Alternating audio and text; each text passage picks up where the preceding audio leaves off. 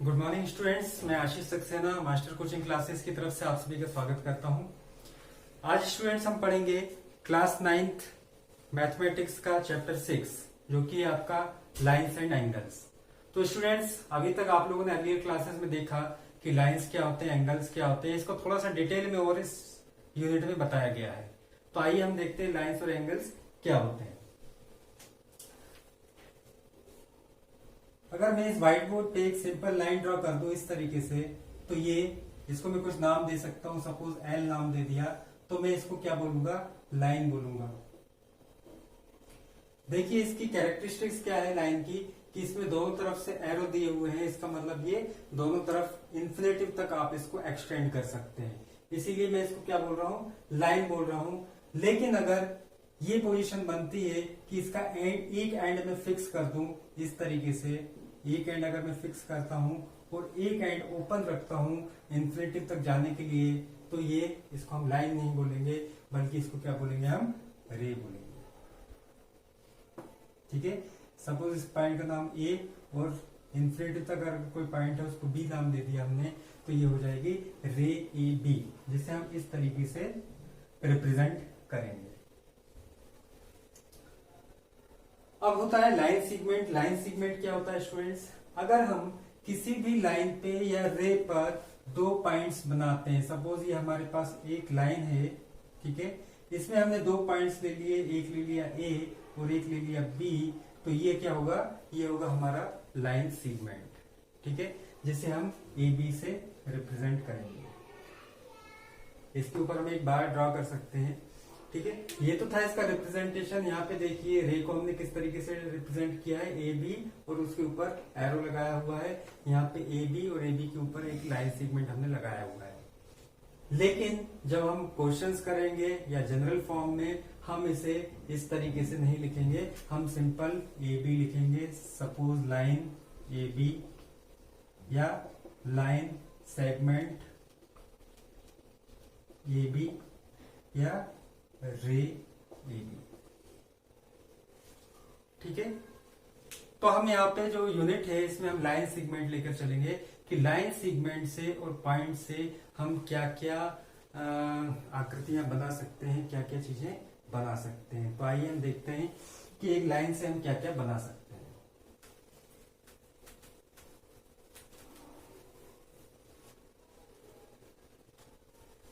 देखिए एक जो लाइन है, एक पॉइंट से इस तरीके से हम ड्रॉ कर सकते हैं कि ये पॉइंट इस लाइन पे आता है। ए बी पे एक पॉइंट हमने सी डिनोट कर दिया। अगली पोजीशन क्या हो सकती है कि सी से हम कोई दूसरी लाइन भी पास कर सकते हैं। इस तरीके से हमने एक लाइन और पास कर दी, इसका नाम हो दिया ई और एफ। तो जो दो लाइन हैं उनसे क्या चीज हो सकती है कि वो दोनों लाइनें एक दूसरे को इंटरसेक्ट करें। ये आपकी फर्स्ट कंडीशन है।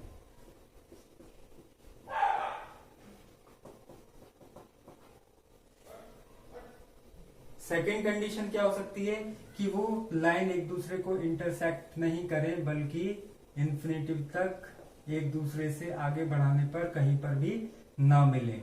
तो इस तरह की जो कंडीशन रहती है, इसमें दोनों लाइंस को हम क्या बोलेंगे कि ये दोनों पैरेलल हैं। ठीक है, तो ए बी, और इसे इस तरीके से रिप्रेजेंट करेंगे, A B parallel C D. अपन ई एफ लेके चल रहे हैं तो अपन ई एफ ले लेते हैं यहाँ पे, A B parallel E F. ये इंटरसेक्टिंग लाइंस है, ये पैरेलल लाइंस है। इंटरसेक्टिंग लाइंस इस तरह से होती हैं जो दो लाइंस एक दूसरे को किसी एक पॉइंट पे इंटरसेक्ट करती हैं। लेकिन पैरेलल लाइंस जो रहती हैं वो एक दूसरे को किसी भी लाइन पे इंटरसेक्ट नहीं करती, और साथ ही साथ अगर हम इनको दोनों तरफ इन्फिनिटिव तक बढ़ाएं तो भी ये एक दूसरे को इंटरसेक्ट नहीं करेंगी। अगर मैं एक और कंडीशन यहाँ पे बना दूं कि एक लाइन हमारी इस तरह से है और दूसरी लाइन इस तरीके से है, तो ये दोनों लाइन क्या है, सपोज इसको मैंने नाम दे दिया ए बी, इसको नाम दे दिया ई एफ। तो यहाँ पे देखिए अभी तो ये इंटरसेक्ट नहीं कर रही हैं, लेकिन अगर हम इसको आगे बढ़ाएं इस तरीके से और इसको भी हम आगे बढ़ाएं तो यहाँ पे कहीं हमें सी पॉइंट मिलेगा, पॉइंट ऑफ इंटरसेक्शन। ठीक है, तो इस तरह की लाइंस जो है पैरेलल लाइंस नहीं होती, इसको हम A B is not parallel to EF इस तरीके से रिप्रेजेंट करेंगे। देखो बच्चों, ये ज्योमेट्री है, तो यहाँ पे रिप्रेजेंटेशंस के जो सिंबल्स हैं वो आप लोगों को लर्न करना रहेंगे कि किससे हम क्या चीज रिप्रेजेंट करते हैं। तो देखिए, जो अपना चैप्टर है लाइंस एंड एंगल्स, इसमें लाइंस हमने किस तरीके से देख ली है कि अगर दो लाइन पैरेलल नहीं है, इंटरसेक्टिंग है, तो क्या होगा। अगर दो लाइन पैरेलल हैं और इन्फिनिटिव तक उनको बढ़ाने पे वो एक दूसरे को इंटरसेक्ट नहीं कर रही है, तो क्या होगा। वो दो लाइन अगर पैरेलल नहीं है और उनको इन्फिनिटी तक बढ़ाने पर वो कहीं पे जाके एक दूसरे को इंटरसेक्ट करेगी, तो क्या होगा। ये तीन कंडीशन हमने यहाँ पे देखी है। अब यहाँ पे जो एंगल की बात है कि एंगल कहाँ पे बनेगा, देखिए दो लाइन से ये तीन कंडीशन ही बन सकती हैं और नेक्स्ट कोई कंडीशन नहीं बनेगी। तो जो फर्स्ट वाली कंडीशन है, यहीं पे हमें आपको देखने को क्या मिलेगा, एंगल मिलेगा। ये देखिए,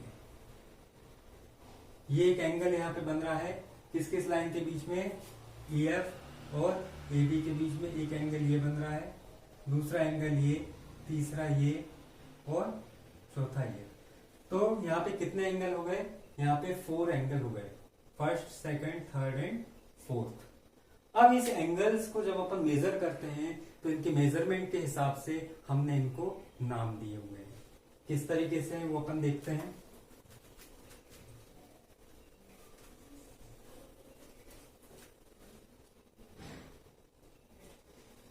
इस फिगर को भी मैं मिटा रहा हूं।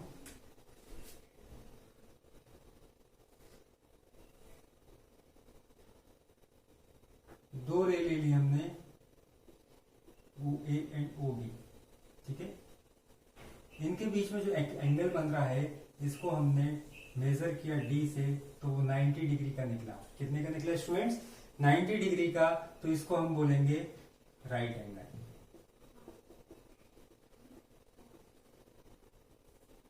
ठीक है, अगर ये एंगल 90 से लेस देन है, सपोज इस तरह की कंडीशन है, तो इसको हम बोलेंगे एक्यूट एंगल।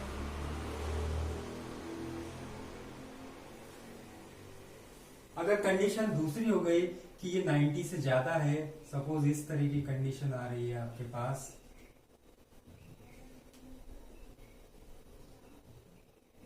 ये ग्रेटर देन 90 है, तो हम इसको बोलेंगे ऑब्ट्यूस एंगल।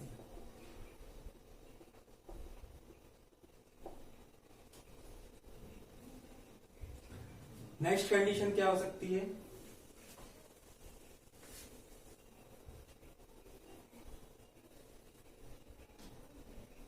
अगर ऐसी कंडीशन आ रही है कि आपका एंगल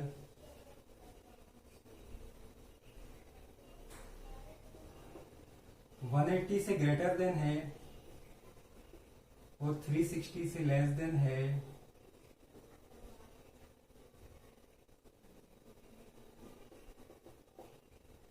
तो इसे हम बोलेंगे रिफ्लेक्स एंगल। मतलब ये वाला जो एंगल है ये आपका रिफ्लेक्स एंगल होगा।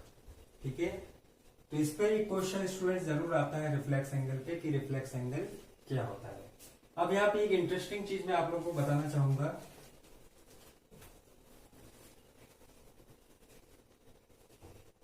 इंटरेस्टिंग चीज क्या है यहाँ पे कि सपोज ये एक रे है O और A,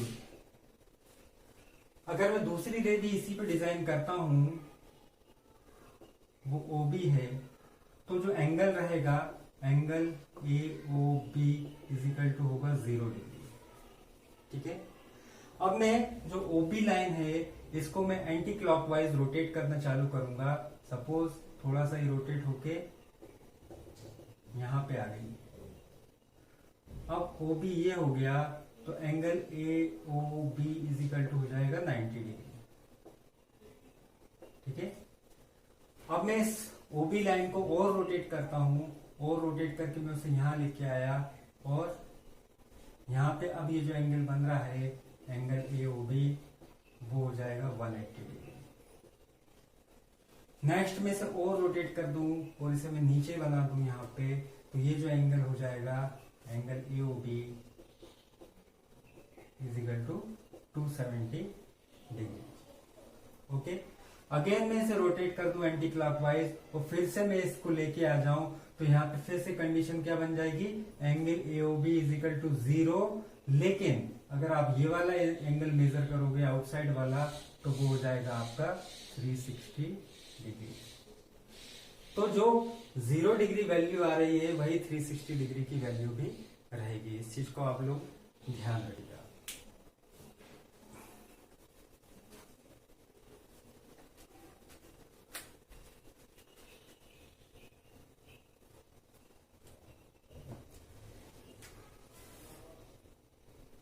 एक इसमें हम देखते हैं एडजेसेंट एंगल।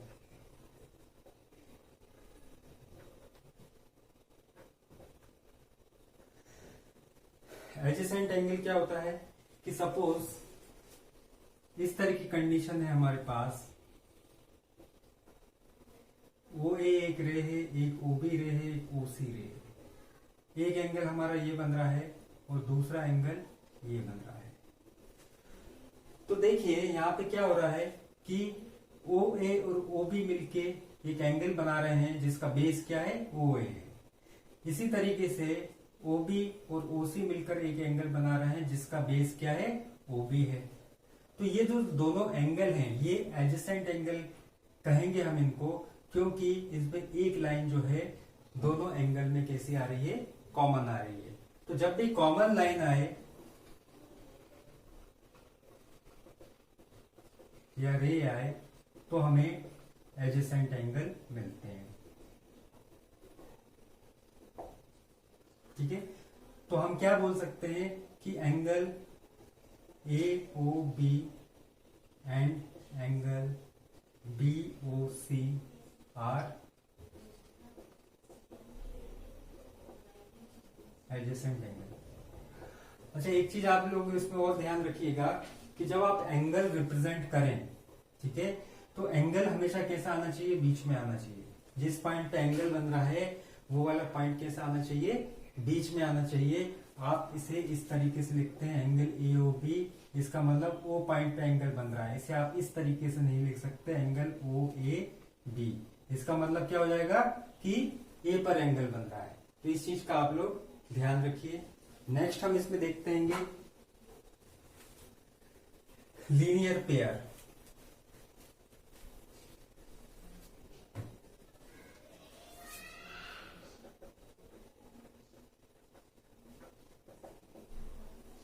लीनियर पेयर क्या होता है, सपोज हमारे पास एक लाइन है, ठीक है,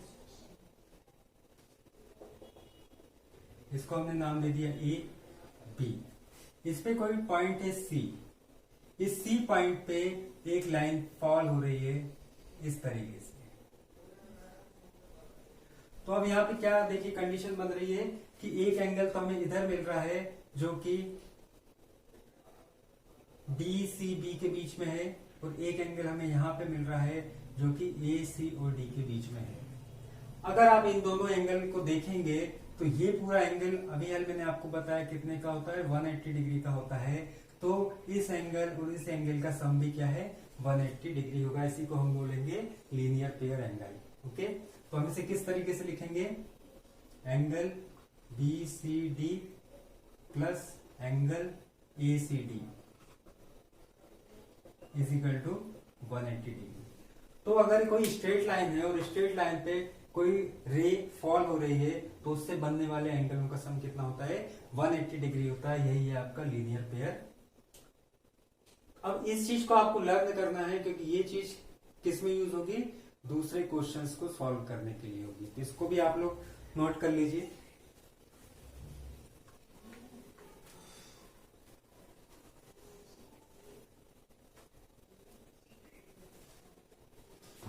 इसके बाद अपन और देखते हैं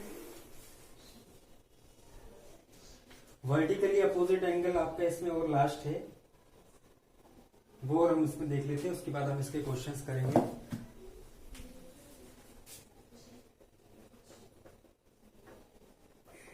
वर्टिकली अपोजिट एंगल,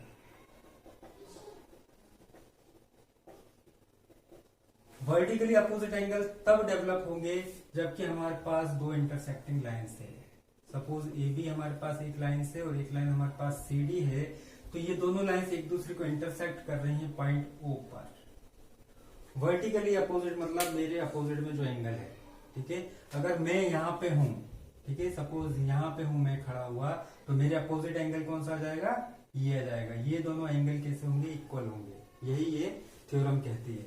अगर मैं यहाँ पे खड़ा हुआ हूं तो मेरे जस्ट अपोजिट का एंगल ये हो जाएगा, तो ये दोनों एंगल भी क्या होंगे, इक्वल होंगे। यही वर्टिकली अपोजिट एंगल होते हैं। इसका मतलब है, इसको अगर नोट डाउन कर दूं तो किस तरीके से करूंगा कि एंगल ए ओ सी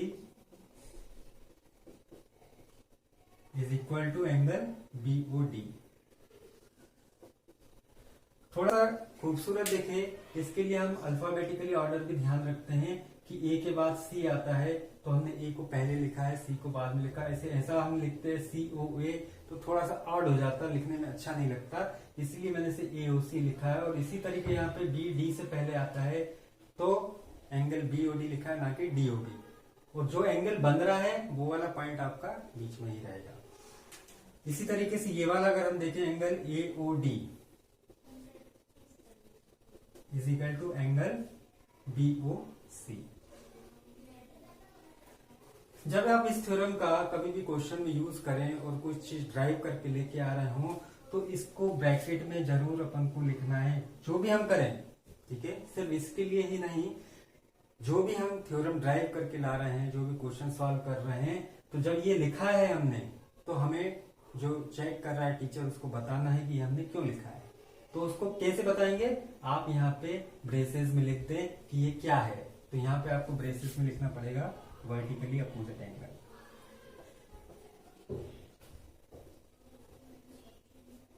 ठीक है, ये इस तरीके से इसको सॉल्व किया जाता है।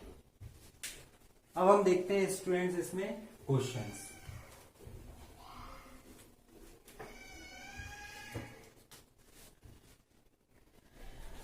सिक्स पॉइंट वन का हम फर्स्ट क्वेश्चन देखते हैं।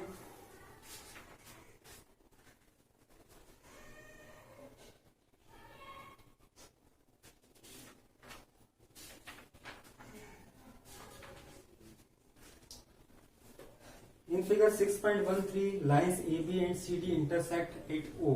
मतलब हमारे को दो इंटरसेक्टिंग लाइन दी हैं, ए बी और सी डी, जो ओ पे इंटरसेक्ट कर रही हैं। तो पहले हम दोनों लाइंस को बना लेते हैं।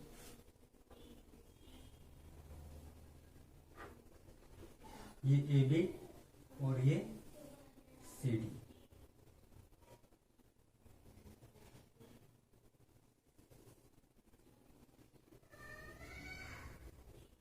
ये ओ पे इंटरसेक्ट कर रही हैं, ठीक है। नेक्स्ट क्या है, एक और लाइन हमें दी है ई, ठीक है, जो ओ पर फॉल हो रही है इस तरीके से। अब आगे ये बोल रहे हैं कि if angle A O C plus B O is equal to 70 degree, angle A O C plus angle B O E is equal to 70 degree, ये हमें दिया हुआ है। And angle BOD is equal to 40 degree.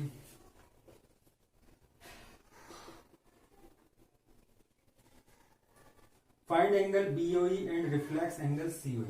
अब हमें क्या find करना है स्टूडेंट्स, एंगल BOE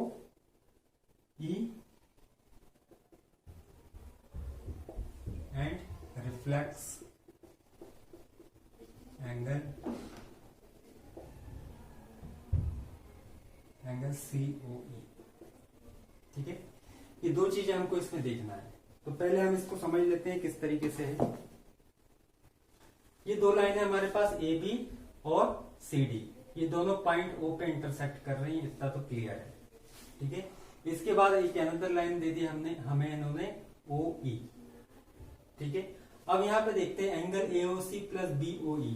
AOC कहाँ पे है, AOC मतलब ये वाला एंगल, और एंगल BOE आपका ये वाला एंगल। ये देखिए, इन दोनों का सम कितना दिया है हमको, 70 डिग्री, ठीक है। क्लियर, मतलब गिवन क्या है हमें, angle AOC plus angle BOE is equal to 70 degree. जब आप क्वेश्चन सॉल्व करें तो जो गिवन है वो भी आपको लिखना पड़ेगा, ठीक है। अब आगे देखिए, आगे क्या है, angle BOD is equal to 40 degree. BOD कहां पे है, बीओडी, ये वाला एंगल है आपका, ये दिया आपको 40 डिग्री का। क्लियर। अब हमें फाइंड आउट क्या करना है, एंगल बीओई, पहला मतलब इस चीज को फाइंड आउट करना है, ठीक है। दूसरा हमको फाइंड आउट करना है रिफ्लेक्स एंगल सीओई। सीओई कहां पे है, सीओई, ये वाला एंगल हमें फाइंड आउट नहीं करना है, क्योंकि मैंने अभी क्या बताया था कि रिफ्लेक्स एंगल कितना होता है, 180 से ज्यादा होता है। ये वाला एंगल 180 से ज्यादा तो नहीं दिख रहा आपको, अप्रोक्सीमेट 90 दिख रहा है, तो रिफ्लेक्स एंगल सीओई कौन सा है, रिफ्लेक्स एंगल सीओई आपका ये वाला है, ये एंगल हमें फाइंड आउट करना है। तो ये जो दो क्वेश्चन मार्क मैंने लगाए हैं, ये दो चीजें अपन को फाइंड आउट करना है। क्लियर। तो अब हम इस फिगर को ध्यान से देखते हैं, तो आप देखिए कि एक लाइन ए बी आपकी सीधी है, क्लियर, और जो स्ट्रेट लाइन रहती है उस पर बनने वाला एंगल कितना होता है, 180 डिग्री, मतलब ये वाला एंगल कितना है आपका 180 डिग्री। क्लियर। इन दो एंगल का सम दिया है हमारे पास, ये और ये, इन दोनों का सम कितना दिया है हमें, 70 डिग्री दिया है। ये टोटल 180 है, इसमें से हम इन दोनों को माइनस करेंगे 70, तो हमें ये वाला एंगल मिल जाएगा। क्लियर है। देखिए फिर से बताता हूं, ए बी एक स्ट्रेट लाइन है अपने पास, एक स्ट्रेट लाइन पे जो एंगल बनता है टोटल कितने का होता है, वो 180 का, ठीक है। अब इसमें देखिए ये वाला एंगल और ये एंगल, इन दोनों का सम हमें कितना दिया हुआ है, 70 डिग्री, ये देख सकते हैं आप। मतलब कि इस 180 में से अगर हम इन दोनों का सम मतलब 70 माइनस कर देंगे तो हमको ये वाला एंगल मिल जाएगा, ठीक है। और जब ये वाला एंगल मिल जाएगा तो उसके बाद हम इसको भी निकाल सकते हैं। क्लियर। चलिए देखते हैं किस तरीके से।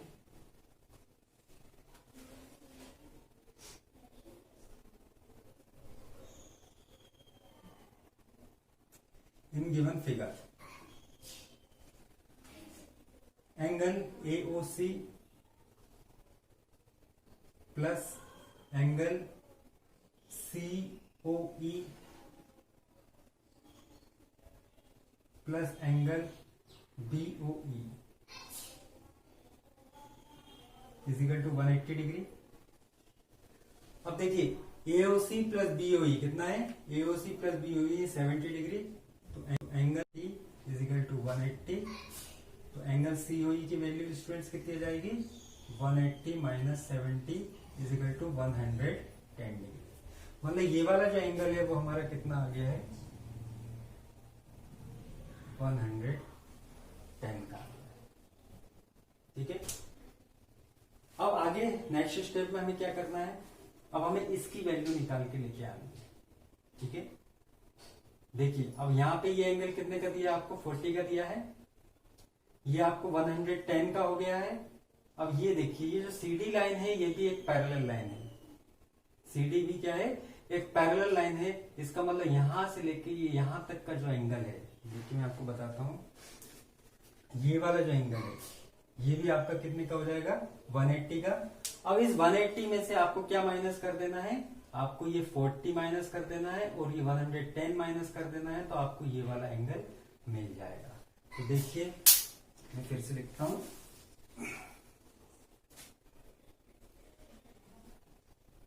Again CD is a parallel line,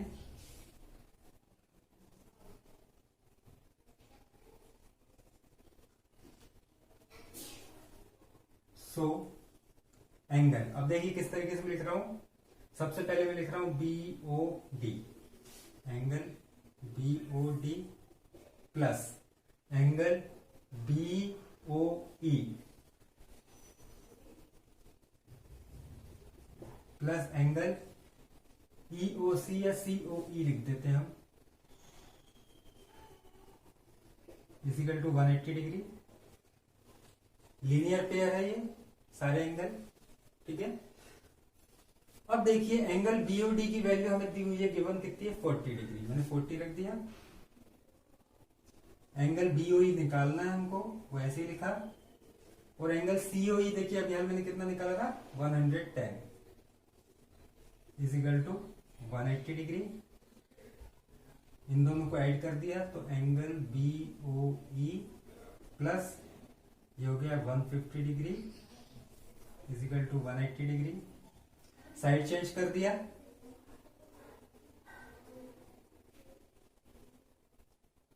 -180 minus 150 is equal to 30 degree.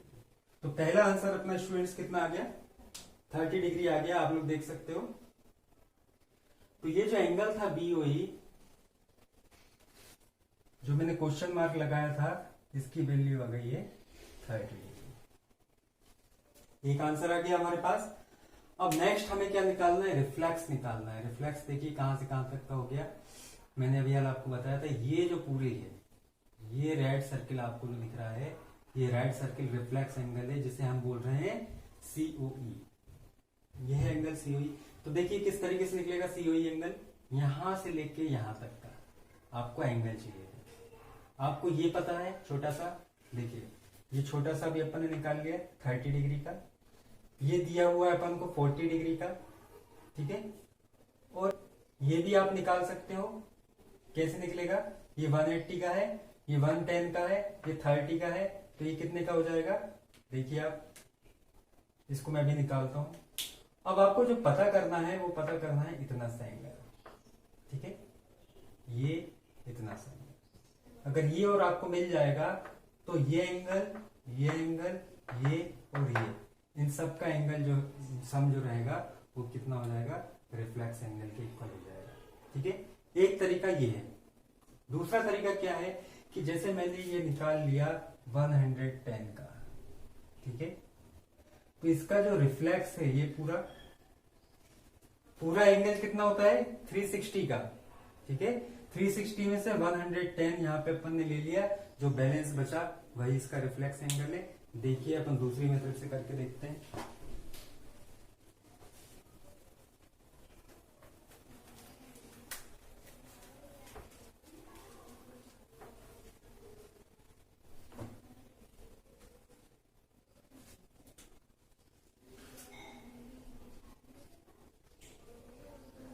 Reflex angle COE, ठीक है, is equal to 360 minus angle COE, ठीक है। Reflex angle COE is equal to 360 minus angle COE कितना निकाल लिया था हमने 110 का, माइनस कर दीजिए आप 450 डिग्री, सॉरी 250 डिग्री इसका आंसर आ जाएगा, ठीक है। तो ये इसे निकालने के दो तरीके थे। पहला तरीका जो मैंने आपको बताया था क्या, कि आप ये एंगल निकाल लो, उसके अलावा इतना निकाल लो, ये आपको दिया हुआ है, ये आप निकाल चुके हैं, सबको सम करेंगे आप तो कितना आ जाएगा, आपका रिफ्लेक्स एंगल आ जाएगा 250। दूसरा तरीका क्या है कि ये जो पूरा सर्किल रहता है, इस सर्किल की मेजरमेंट होती है 360 डिग्री। अब इसमें से आपको 110 दिया हुआ है, तो ये इतना आप निकाल सकते हो, 360 में से 110 माइनस कर देना आप, ठीक है। तो 250 डिग्री आंसर आपका आ जाएगा। तो ये आपका पहला क्वेश्चन फिनिश होता है, ठीक है। दूसरा क्वेश्चन देखिए आप स्टूडेंट्स इसका, in figure 6.14 lines X Y and M N intersect at O. देखिए बहुत अच्छा क्वेश्चन है और इंपॉर्टेंट क्वेश्चन है ये।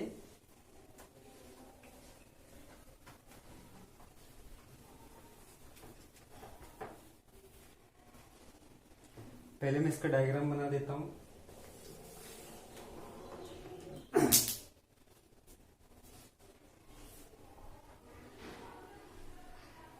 In figure 6.14 line XY and MN intersect at O। एक लाइन मैंने बनाई है XY, दूसरी लाइन है MN,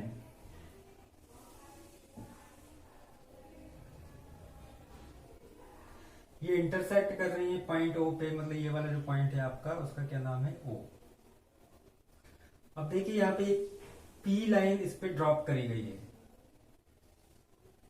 ये लाइन पी है, ठीक है। और हमें ये भी दिया हुआ है कि ये राइट एंगल है, मतलब 90 है, इतना हमको दिया हुआ है। दो एंगल और दिए, तीन एंगल दिए, ए बी और सी। इनको मैं अलग अलग इसलिए बनाता हूँ, साथ साथ बना दूंगा तो मिक्स हो जाएंगे, पता नहीं चलेगा। If angle POY is equal to 90 degree, given क्या है,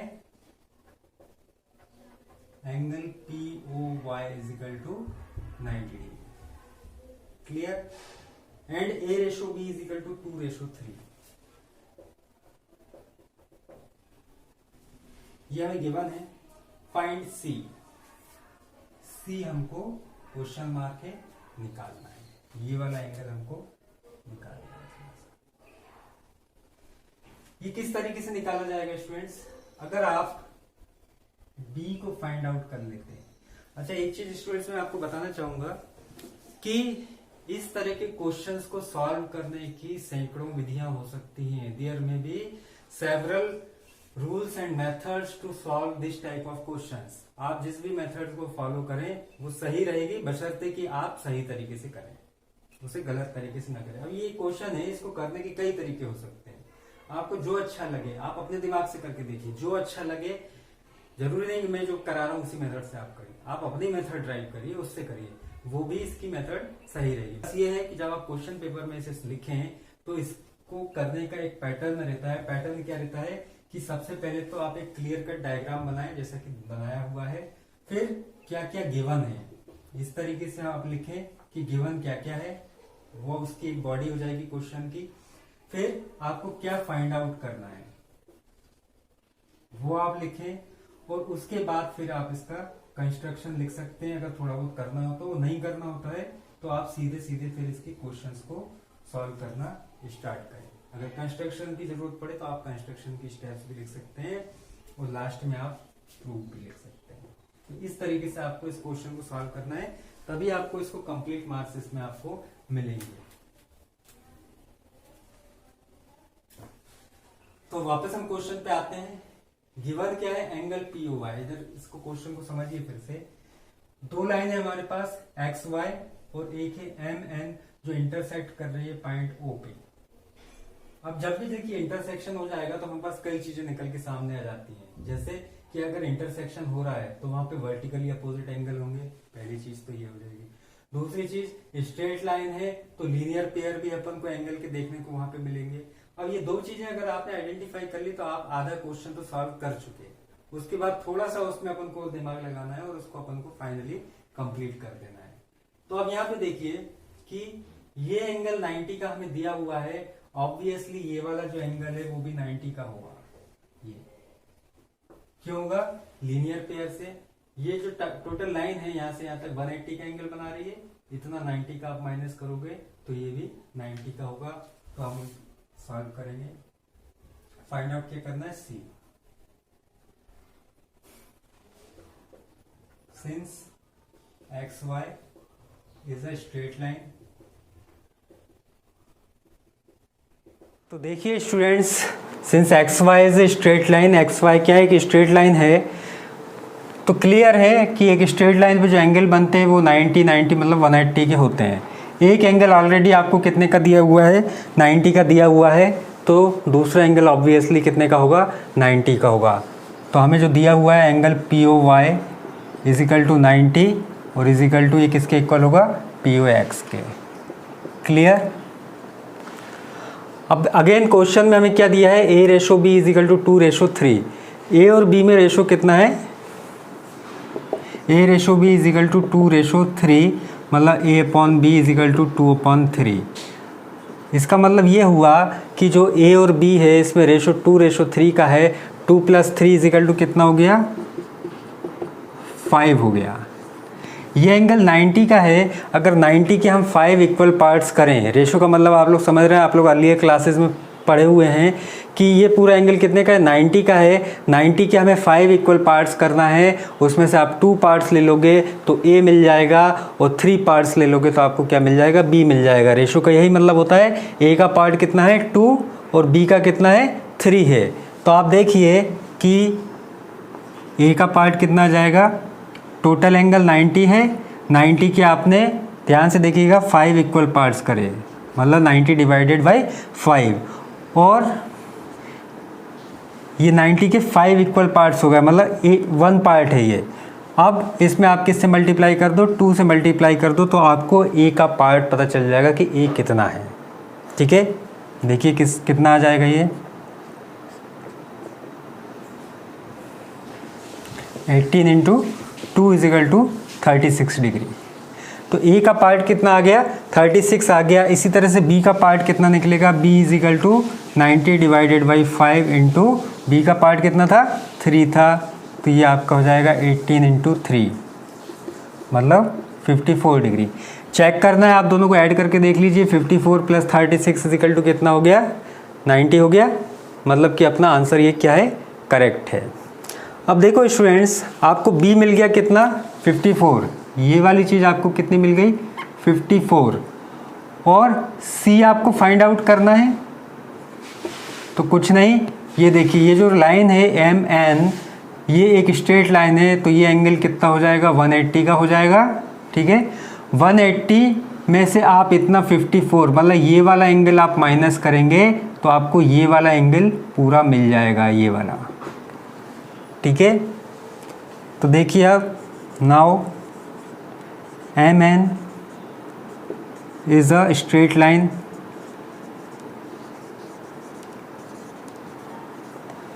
सो अब मैं एंगल लिखता हूँ इसको अलग अलग करके, N O X, angle N O X plus angle M O X is equal to 180 degree, और एम ओ एक्स हमने अभी निकाल लिया, ये वाला एंगल कितना निकला है 54 डिग्री, तो मैंने यहाँ पे 54 डिग्री वैल्यू रख दी इसकी।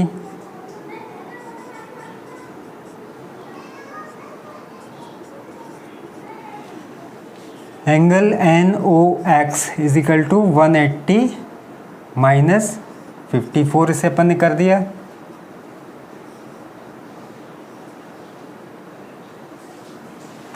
तो 126 डिग्री आपका आंसर आ गया। मतलब ये वाला जो एंगल है इतना आपका, ये कितना है 126 डिग्री। तो आपको क्वेश्चन में सी एंगल पूछा था, सी हमने निकाल लिया 126 डिग्री। तो इसी तरीके के क्वेश्चन इस पूरे यूनिट में दिए हुए हैं, तो पहले आप लोग इसकी प्रैक्टिस करिए एक बार घर पे, कितने क्वेश्चन आपसे बन रहे हैं, जो क्वेश्चन आपसे नहीं बनते हैं या आपको उसमें दिक्कत जाती है, परेशानी जाती है, तो आप कमेंट्स में मेरे को उसको लिख के दीजिएगा, तो वो वाला क्वेश्चन का वीडियो में बना के पोस्ट करूँगा।